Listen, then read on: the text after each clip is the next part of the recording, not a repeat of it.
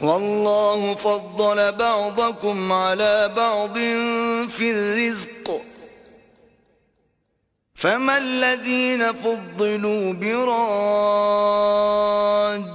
رزقهم على ما ملكت أيمانهم فهم فيه سواء أفبنعمة الله يجحدون۔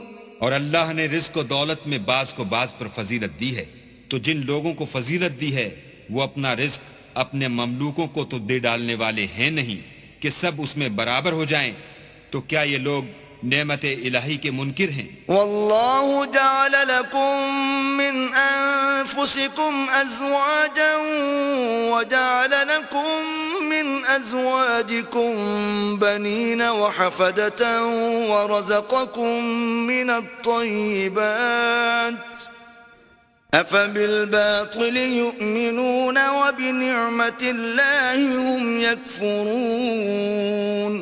اور اللہ ہی نے تم میں سے تمہارے لیے عورتیں پیدا کی اور عورتوں سے تمہارے بیٹے اور پوتے پیدا کیے اور کھانے کو تمہیں پاکیزہ چیزیں دیں، تو کیا بے اصل چیزوں پر اعتقاد رکھتے اور اللہ کی نعمتوں سے انکار کرتے ہیں؟ وَيَعْبُدُونَ مِن دُونِ اللَّهِ مَا لَا يَمْلِكُ لَهُمْ رِزْقًا مِّنَ السَّمَاوَاتِ وَالْأَرْضِ شَيْئًا وَلَا يَسْتَطِيعُونَ۔ اور اللہ کے سوا ایسوں کو پوجتے ہیں جو ان کو آسمانوں اور زمین میں روزی دینے کا ذرا بھی اختیار نہیں رکھتے اور نہ کسی اور طرح کا مقدور رکھتے ہیں۔ فلا تضربوا لله الأمثال إن الله يعلم وأنتم لا تعلمون۔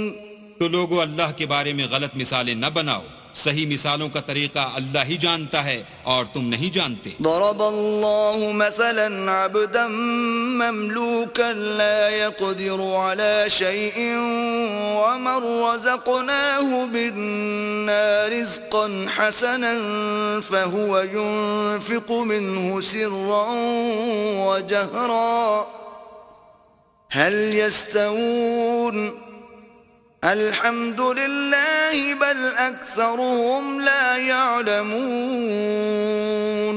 اللہ ایک اور مثال بیان فرماتا ہے کہ ایک غلام ہے جو بالکل دوسرے کے اختیار میں ہے اور کسی چیز پر قدرت نہیں رکھتا، اور ایک ایسا شخص ہے جس کو ہم نے اپنے ہاں سے بہت سا مال طیب عطا فرمایا ہے اور وہ اس میں سے رات دن پوشیدہ اور ظاہر خرچ کرتا رہتا ہے، تو کیا یہ دونوں شخص برابر ہیں؟ ہرگز نہیں، الحمدللہ، لیکن ان میں سے اکثر لوگ نہیں سمجھ رکھتے۔